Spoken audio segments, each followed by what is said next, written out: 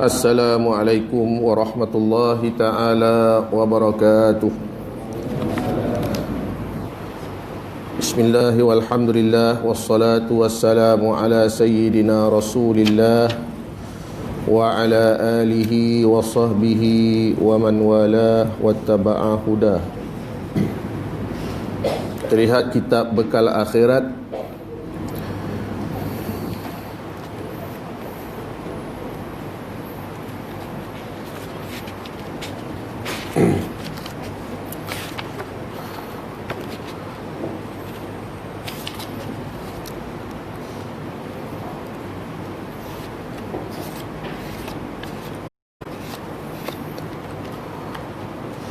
Allahumma inni uqaddimu ilaika baina yaday kulli nafasin wa lamhatin wa tarfatin yatrifu biha ahlus samawati wa ahlul ard wa kulli shay'in huwa fi ilmika kainun aw qad kana uqaddimu ilaika baina yaday dhalika kullih.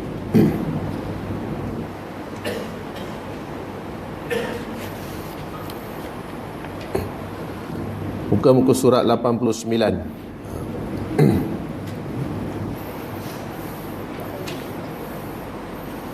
Kita baca satu doa dalam bentuk nazam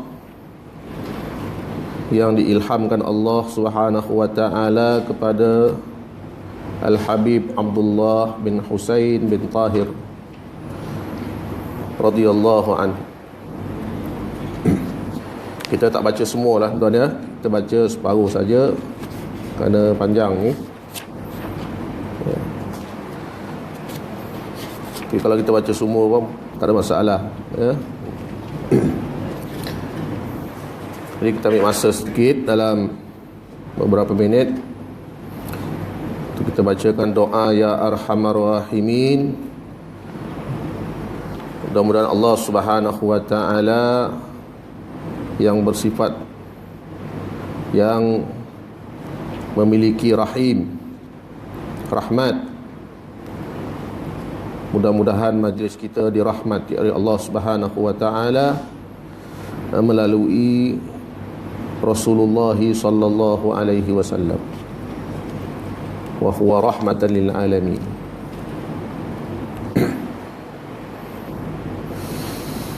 Sama-sama insya-Allah.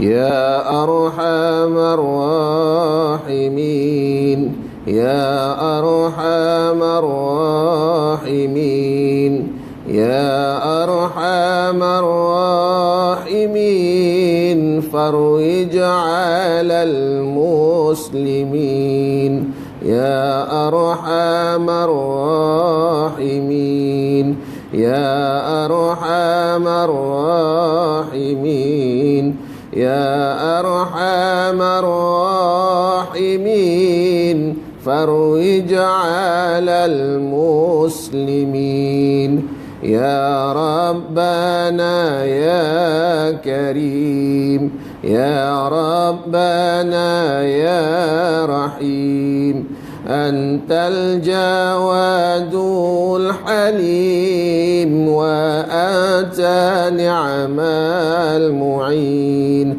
ya arhamar rahimin, ya arhamar rahimin, ya arhamar rahimin, farwij 'alal muslimin, wa laysa narju siwak, fadrik ilahi darak, qabla al-fana wal-halak, ya ummu dunya wa din, ya arhamar rahimin, ya arhamar rahimin, ya arhamar rahimin, farwij 'alal muslimin,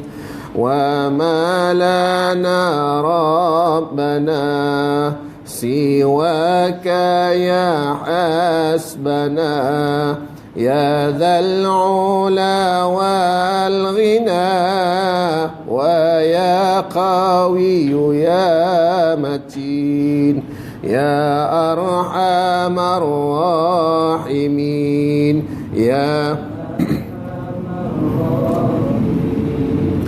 يا أرحم الراحمين فارج على المسلمين نسألك وإلي يقيم العدل كي نستقيم على هداك القويم ولا نطيع اللعين يا أرحم الراحمين يا أرحم الراحمين يا أرحم الراحمين فارج على المسلمين يا ربنا يا مجيب أنت السميع القريب ضاق الواسع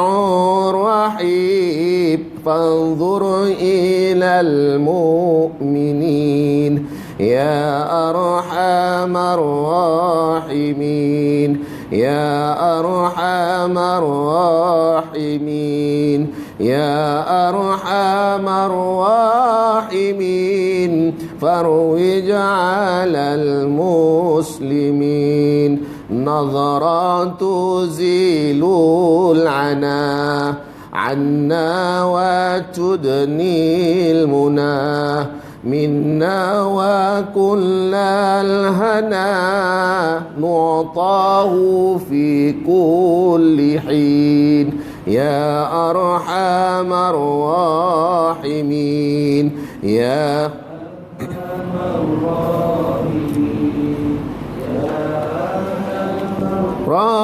راحمين فارج على المسلمين نسألك بجاه الجدود وإلى يقيم الحدود فينا ويكفي الحسود ويدفع الظالمين يا أرحم الراحمين يا أرحم الراحمين يا أرحم الراحمين فارج على المسلمين يزيل للمنكرات يقيم للصلوات يأمر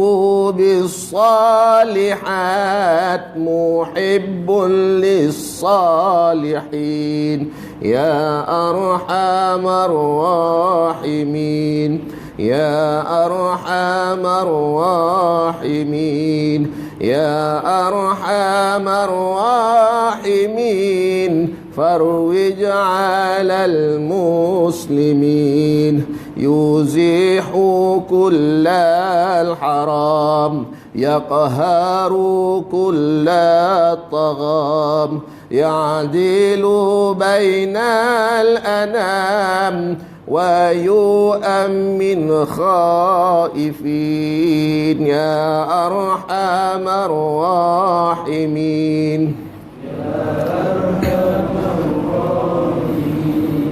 يا أرحم الراحمين فارج على المسلمين رب اسقنا غيث عام نافع مبارك دوام يدوم في كل عام على ممر السنين يا أرحم الراحمين يا أرحم الراحمين يا أرحم الراحمين رب حينا شاكرين وتوفنا مسلمين نبعث من الآمنين في زمرات السابقين يا أرحم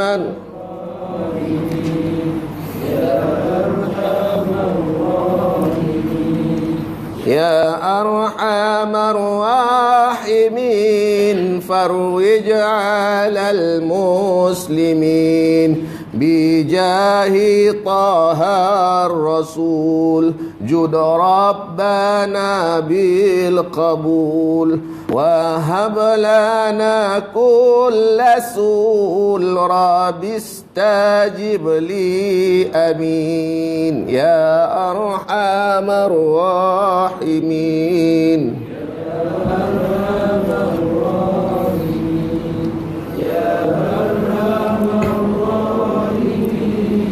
فرج على المسلمين عطاك ربي جزيل وكل فعلك جميل وفيك أملنا طويل فجد على الطامين يا أرحم الراحمين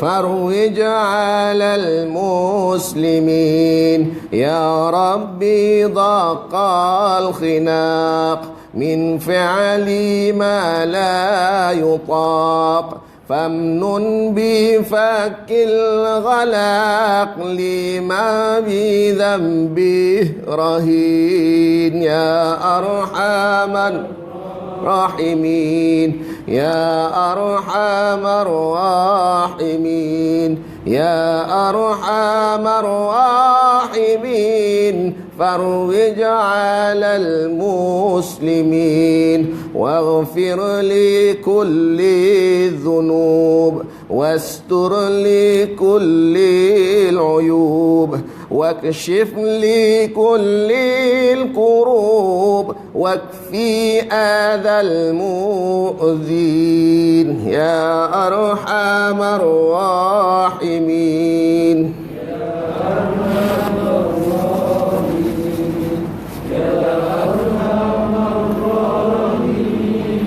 فروج على المسلمين واختم بأحسن ختام إذا دان الانصرام وحان حين الحمام وزاد رشح الجبين يا أرحم الراحمين يا أرحم الراحمين يا أرحم الراحمين فرج على المسلمين ثم الصلاة والسلام على شفيع الأنام والآل نعم الكرام والصحب والتابعين يا أرحم الراحمين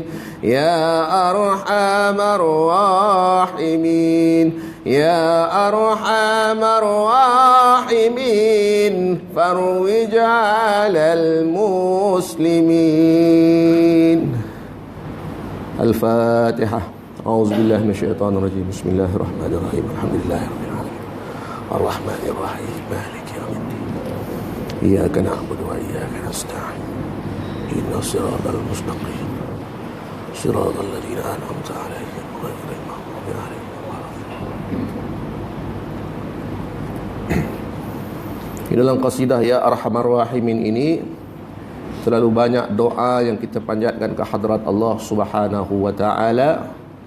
Antaranya apa yang disebut dalam qasidah ini ataupun doa, yaitu bijahi tahar rasul jud rabbana bil qabul wa hab lana kulla sul rabbi istajib li amin. Apa maksudnya? Bijahid tahar rasul, dengan kedudukan yang engkau kurniakan kepada Taha, yang merupakan seorang utusan, yaitu Muhammad sallallahu alaihi wa alihi wa sahbihi wasallam. Jud rabbana bil qabul, kurniakanlah wahai Tuhan kami dengan qabul, dengan berkat dan juga dengan sebab kedudukan Rasulullah sallallahu alaihi wasallam. Kita maklum bahawa sesungguhnya Rasulullah sallallahu alaihi wa alihi wasallam merupakan makhluk yang paling agung di sisi Allah Subhanahu wa taala. Dan Allah Subhanahu wa taala sendiri yang mengurniakan keagungan kepada junjungan besar Nabi kita Muhammad sallallahu alaihi wa alihi wasallam. Maka dengan sebab kedudukan ini, maka kita mohon kehadrat Allah Subhanahu wa taala melalui wasilah baginda sallallahu alaihi wasallam. Wahab lana kulla sul, kurniakanlah juga kepada kami setiap apa yang kami pinta ya Allah. Rabbistajib li amin, wahai Tuhan kami, mustajabkanlah bagiku akan doaku dan perkenankanlah. Jadi ini doa, sebagaimana doa-doa yang lain, tidak lain dan tidak bukan kita berharap semata-mata doa ini dimakbulkan oleh Allah. Apa yang paling penting, apa saja doa yang kita panjatkan ke hadratillahi azza wa jalla, ingin membuktikan bahawa kita ni hamba kepada Allah, yang mana seorang hamba itu tidak putus meminta-minta dengan tuannya. Sekalipun tuannya tidak memberikannya, tetapi dia tidak putus meminta-minta kerana dia sedar dirinya sebagai hamba, dan dia tidak pernah mempertuankan selain daripada tuannya.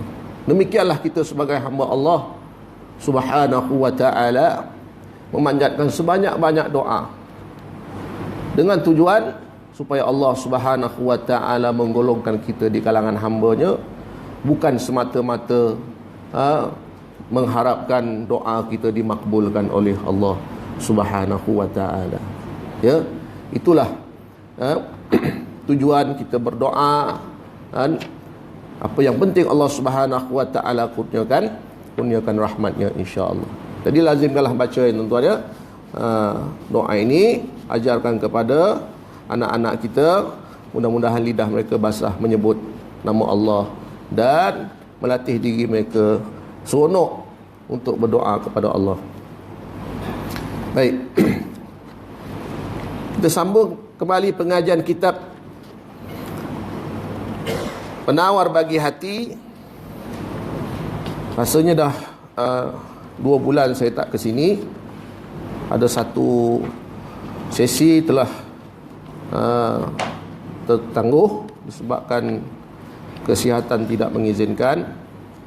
Alhamdulillah pada malam ini Allah Ta'ala kurniakan kesihatan, kesempatan, taufik untuk kita sama-sama kembali berhimpun dan kita mengambil manfaat daripada tulisan-tulisan para alim ulama, para wali-wali Allah. Mudah-mudahan menjadi panduan kepada kita hidup di atas permukaan dunia ini, insya-Allah. Jadi kita dah sampai fasal muka surat mana dah? Lah kitab Rumi ni ada yang tanda?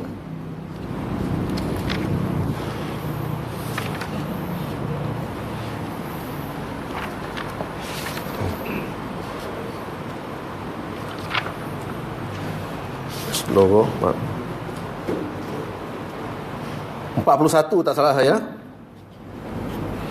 Sebelum ni telah pun kita bicarakan tentang dusta yang diharuskan, kemudian bab mengumpat,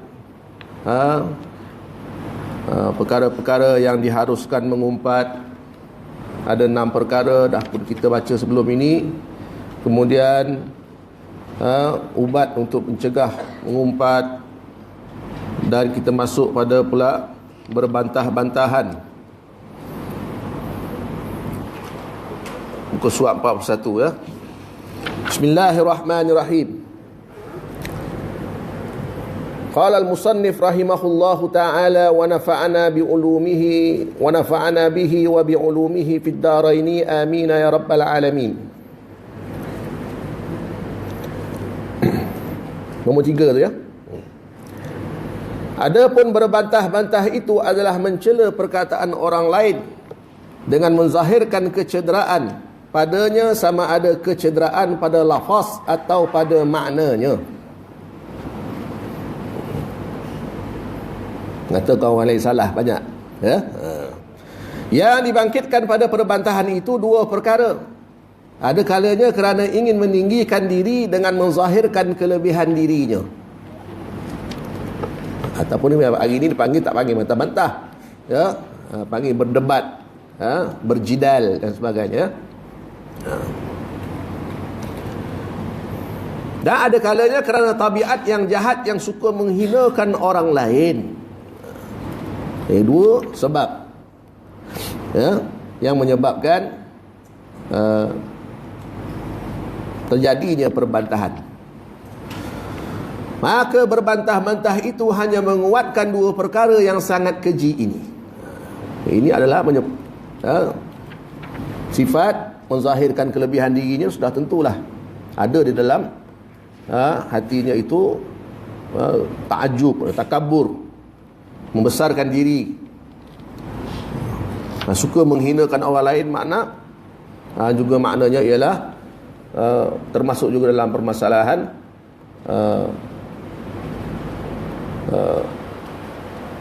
mengumpat ataupun mengeluarkan perkataan yang keji.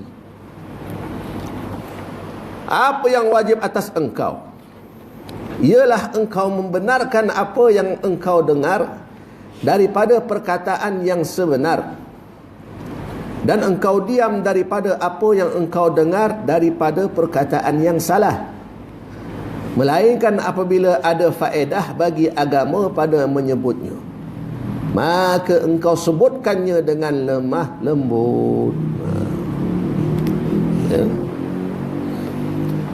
Melainkan mendatang faedah kepada agama, untuk menegakkan keadilan, untuk menzahirkan kebenaran, dan untuk menyelesaikan permasalahan yang melibatkan umat Islam. Jadi membenarkan apa yang engkau dengar daripada perkataan yang sebenar itu wajib, maknanya betul, maknanya apa yang dia cakap kalau benar, maka kita membenarkannya, tasdiq bi kalami, maknanya membenarkan apa yang dia sekalipun dalam hati, ataupun kita membenarkan di hadapan dia, benar bahkan benar bahkan sebagaimana Sayyidina Abu Bakar As-Siddiq radhiyallahu taala anhu, ya, kedudukan yang Allah Subhanahu wa taala kurniakan dan Rasulullah sallallahu alaihi wasallam kurniakan kepada Sayyidina Abu Bakar As-Siddiq radhiyallahu taala anhu. Kerana apa? Kerana membenarkan kalamnya Rasulullah sallallahu alaihi wasallam. Sampai peringkat beliau mengatakan, seandainya Rasulullah sallallahu alaihi wasallam menceritakan lebih pelik lagi, aku tetap akan membenarkan. Rasulullah cerita benda yang pelik, orang lain tidak percaya, bahkan ada yang meninggalkan Rasulullah. Lalu apa pendirian Abu Bakar As-Siddiq radhiyallahu taala anhu? Ni cerita pelik.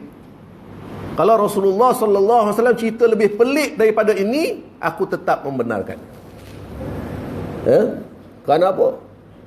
Kerana dia terlebih dahulu telah beriman dengan Rasulullah sallallahu alaihi wa alihi wasallam, dan tidak ada sesiapa pun yang mampu untuk melunturkan ataupun menggugat keimanan beliau kepada kekasihnya Rasulullah sallallahu alaihi wasallam. Sebab tu kita kena meletakkan cinta kita pada Nabi, tuan-tuan. Sebagaimana Sayyidina Abu Bakar As-Siddiq mencari cinta yang sebenar ada pada Rasulullah sallallahu alaihi wasallam. Selain daripada Rasulullah sallallahu alaihi wasallam, semuanya cinta diri sendiri. Kalau suami sayang pada isterinya, cinta pada isterinya. Dengan mengungkapkan perkataan-perkataan yang menyentuh hati dan perasaan isterinya. Sampai peringkat aku sanggup berenang ke lautan api. Betul tak, tuan-tuan? Maksud tuan-tuan bertunang dululah. Macam-macam perkataan yang memukau isteri, tuan-tuan, dan berjanji sehidup semati. Masya Allah, tabarakallah. Sebenarnya itu semua bohong. Itu semua bohong sahaja. Cuba suami itu tidak dilayan oleh isterinya, nah tentu marah dia. Sebab apa? Dia tidak dilayan. Dia nak diri dia dilayan. Maknanya apa? Maknanya dia mencintai diri dia sendiri. Demikian juga isteri. Kalau dia tidak dilayan oleh suami dia, dia juga akan marah. Sebab apa? Diri dia tidak dilayani. Maknanya apa? Maknanya dia juga mencintai diri dia sendiri. Itu juga dengan anak, tuan-tuan. Kalau anak kita bergaduh dengan anak orang lain, kita bela anak kita. Sebab apa? Ini darah daging aku. Darah daging aku. Makna kita pun sayang dia sebab diri kita sendiri. Jadi di mana kasih sayang yang sebenarnya, di mana cinta yang sebenarnya? Tidak ada tempat lain. Cinta yang sebenarnya ada pada Rasulullah Muhammad ibn Abdullah sallallahu alaihi wasallam. Sebagaimana yang telah dibuktikan oleh Sayyidina Abu Bakar As-Siddiq radhiyallahu taala anhu dan juga para sahabat yang lain. Lalu di sinilah mereka mendapat cinta yang sejati. Di sinilah mereka mendapat kebahagiaan. Dan mereka, semenjak mereka mencintai Rasulullah, mereka tidak lagi mencintai diri mereka sendiri. Berbeza, sebelum ini mereka mencintai isteri, mereka tetap mencintai diri. Mereka mencintai suami, mereka tetap mencintai diri. Mereka mencintai anak, mereka tetap lagi mencintai diri mereka sendiri. Tapi bermula mereka mencintai Rasulullah sallallahu alaihi wasallam, hilang kecintaan mereka terhadap diri mereka sendiri, semua cinta mereka telah beri pada Rasulullah. Dan apa yang ada dalam hati mereka ialah kecintaan kepada Rasulullah sallallahu alaihi wasallam. Tak lama lagi bulan Rabiul Awal, zahirkanlah kecintaan, tuan-tuan, kepada Rasulullah sallallahu alaihi wasallam. Bersempena dengan maulidnya, dengan memperbanyakkan salawat ke atas baginda sallallahu alaihi wasallam.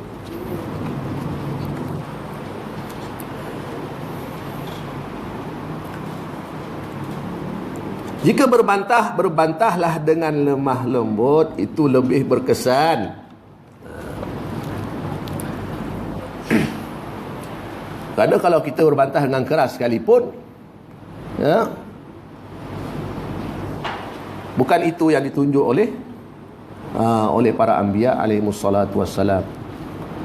Walaupun lemah lembut, tapi itu adalah ikhtiar kita sebagai hamba Allah, kan, yang mengubah, yang bertaufik, yang memberi hidayah, kan, itu adalah Allah Subhanahu wa taala. Kita lakukan sebab sahaja, dengan lemah lembut.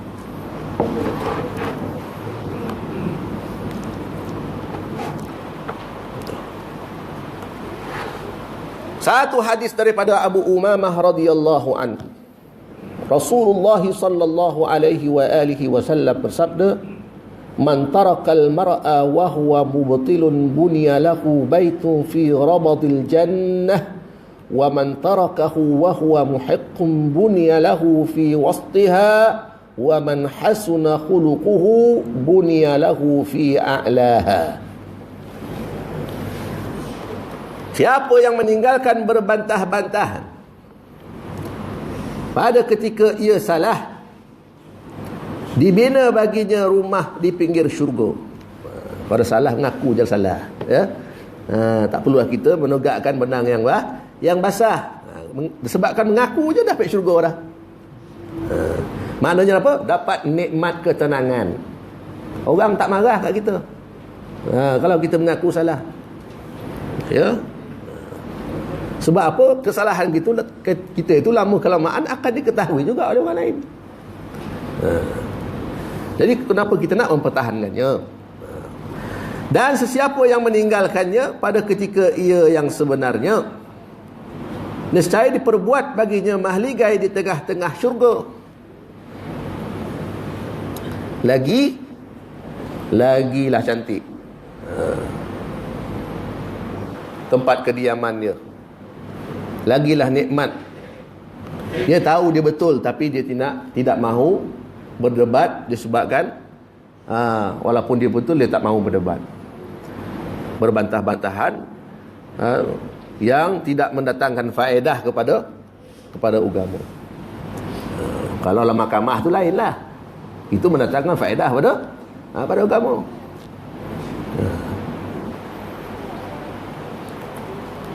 Dia mendiamkannya, maka lebih lagi nikmat daripada tadi yang dia miliki, dikurniakan. Dan siapa yang elok akhlaknya, dibina mahligai baginya pada setinggi-tinggi kedudukan di dalam syurga.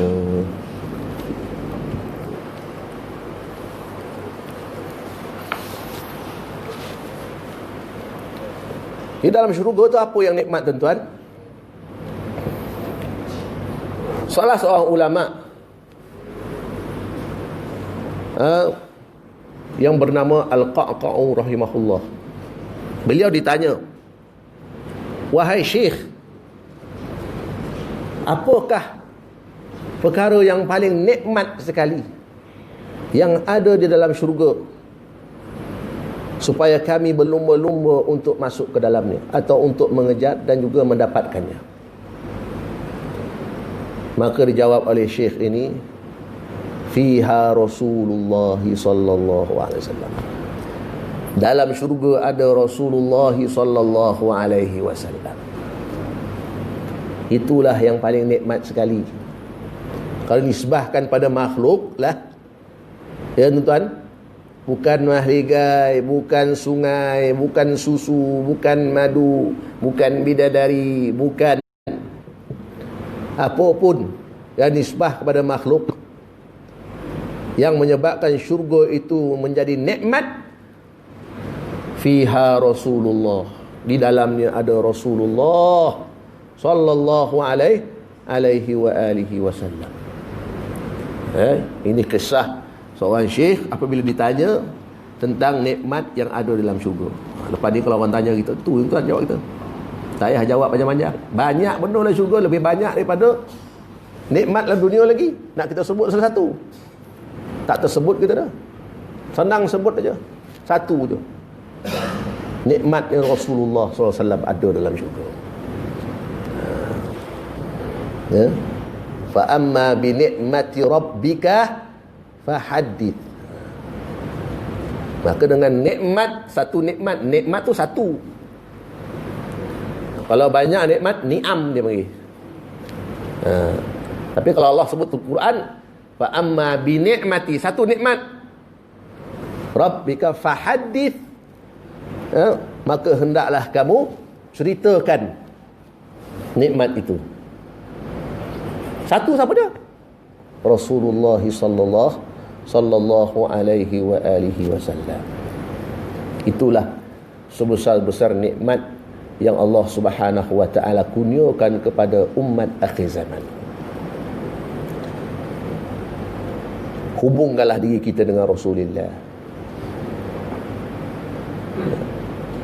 Bercintalah kita dengan Rasulullah. Mudah-mudahan Allah Subhanahu wa taala menjadikan ia sebab untuk kita usul, untuk kita sampai ke hadrat Allah Subhanahu wa taala, yang merupakan tujuan akhir kita.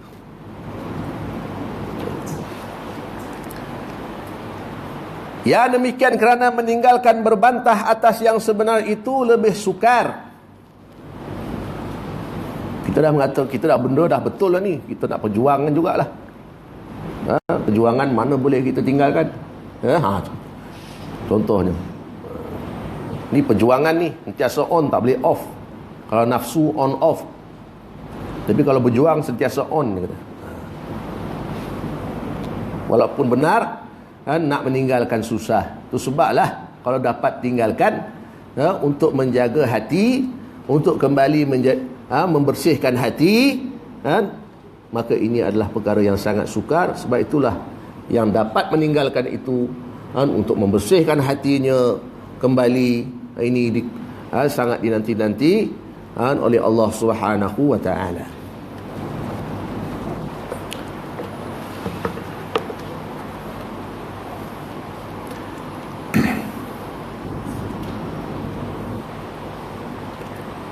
Sabda Nabi sallallahu alaihi wa alihi wasallam, la yastakmilu 'abdun haqiqatal imani hatta yadhara al-mira'a wa in kana muhiqqa. Akhrajahu Ibnu Abi Dunya min hadits Abi Hurairah bi sanadin dhaif. Sabda Nabi sallallahu alaihi wasallam, seseorang hamba tiada dapat kesempurnaan dalam hakikat iman sehingga ia meninggalkan berbantah-bantah sekalipun ia yang benar.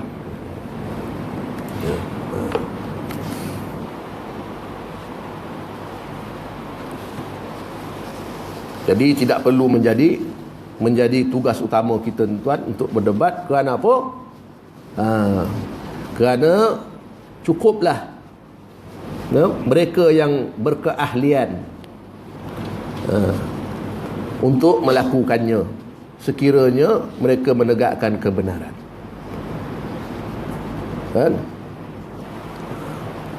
Tetapi kalau menegakkan kebatilan, maka tunggulah ingatan daripada Allah Subhanahu wa taala, akibat daripada perkara tersebut.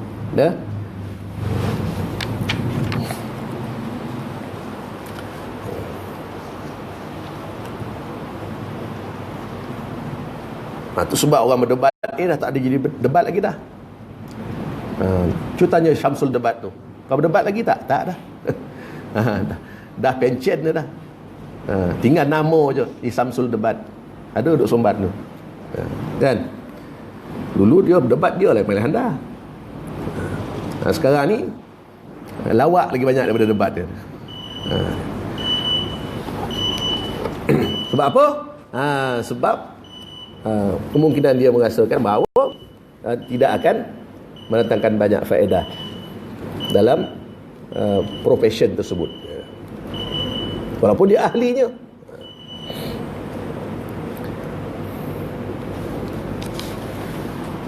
Sebaliknya, kita dianjur supaya apa? Muzakarah, bermuzakarah, bermusyawarat, berlapang dada. Itu adalah yang dianjurkan. Bukannya kita kontak meja, kemudian melakukan provokasi dan sebagainya. Inilah yang dikhawatiri dalam tasawuf, dikhawatiri mendatangkan penyakit di dalam hati. Kalau tak ada datang penyakit, tak masalah. Takut datang penyakit dalam hati, kan, melalaikan dia daripada mengingati Allah Subhanahu wa taala.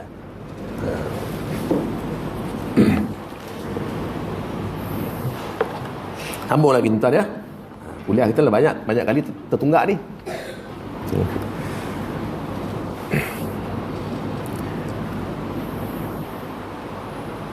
Yang keempat, melawak, berseloroh dan memungkiri janji. Ini pun ada kesannya dalam pentarbiahan tasawuf. Jadi orang tasawuf ini kena hati-hati, dia khawatiri boleh menjejaskan syakhsiyah seorang sufi yang baik. Lebih-lebih lagi seorang murid yang berguru dengan mursyidnya. Adapun melawak dan berseloroh bila berlebih-lebihan padanya membanyakkan kepada suasana tertawa-tawa. Ya. Satu padang ketawa, kan? Suasana lah, jadi suasana lah. Mana zikir, kan? Kau semasa kita ketawa tu hati kita berzikir, tuan. Hati kita Allah Allah Allah Allah. Boleh ke?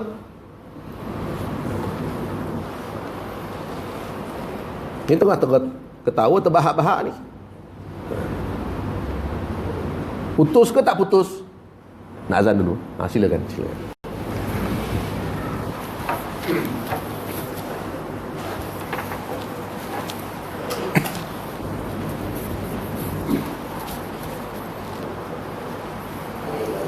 Sallallahu alaihi wasallam. Allahu akbar, Allahu akbar.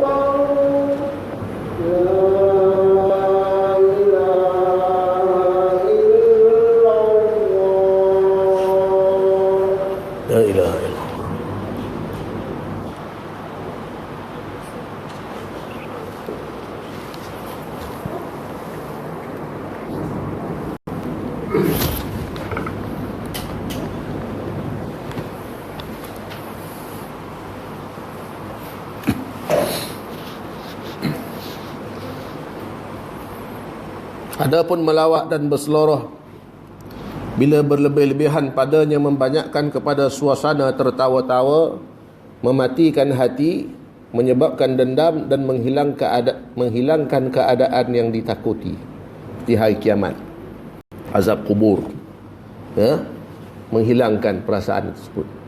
Sayang, sebab Rasulullah sallallahu alaihi wasallam sesuatu yang berlaku agak lucu, Rasulullah SAW tersenyum. Kerana kalau setakat senyum itu masih lagi boleh kan, untuk mengawal keadaan ataupun mengawal hati supaya tidak putus dengan zikrullah, sentiasa berhubung dengan Allah subhanahu wa ta'ala. Jadi secara umumnya melalaikan. Begitu juga dengan memungkiri janji, sudah tentu ia akan melahirkan dendam. Sabda Rasulullah sallallahu alaihi wa alihi wasallam, la tumari akhaka wa la tumazihu wa la tu'idhu maw'idan fatukhlifuh. Lepas isyak tak ada tahlil ya? Tak ada tahlil lepas isyak? Tak ada ya? Tahlil yang kita tangguh awal sikit lah kan? Itu ustaz ni lambik bona tahlil kan cabut lagi orang kan.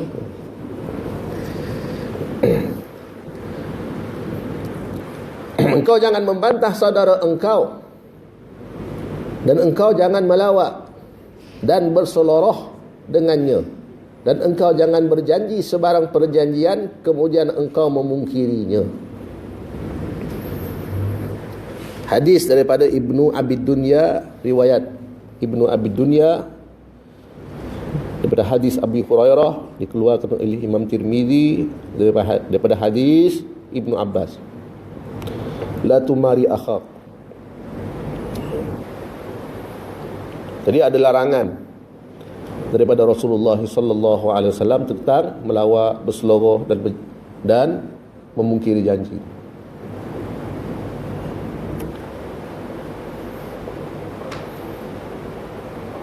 Tadi raja lawak tu macam mana ustaz?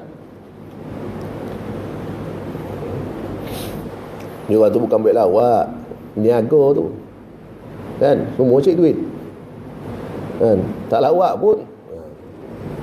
Jadi kita pun tengok sikit sebanyak terkesan juga dalam hati kita.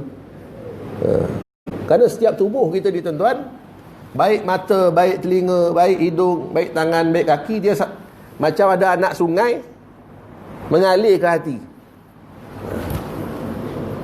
Dia ada anak sungai. Mata ni ada anak sungai mengalir ke hati. Telinga ada anak sungai mengalir ke hati. Tangan ada anak sungai mengalir ke hati. Ya? Kaki, perut, kemaluan kita. Bila buat maksiat, bila buat benda yang melalaikan, mengalir ke hati dan jadilah ya, yang diistilahkan sebagai menghitamkan hati.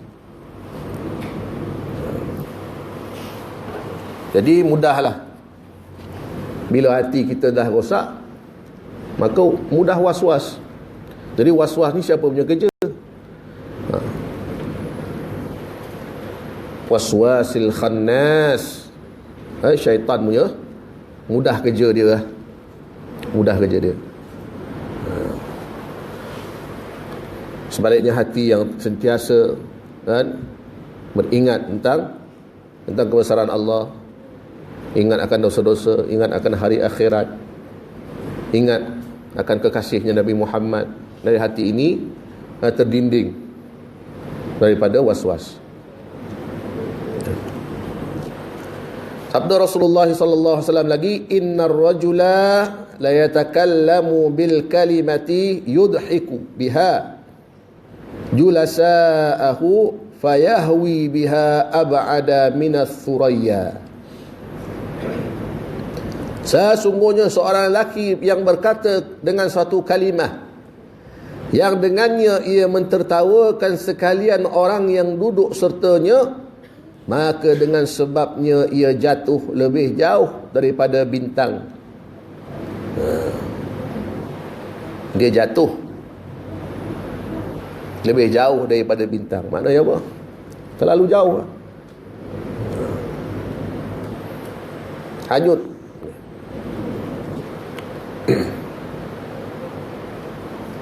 Jadi dalam sejarah Rasulullah SAW tidak ada yang dikatakan pelawak Nabi, tak ada. Penyair Nabi ada. Baca qasidah bunyi Nabi ada. Apa lagi?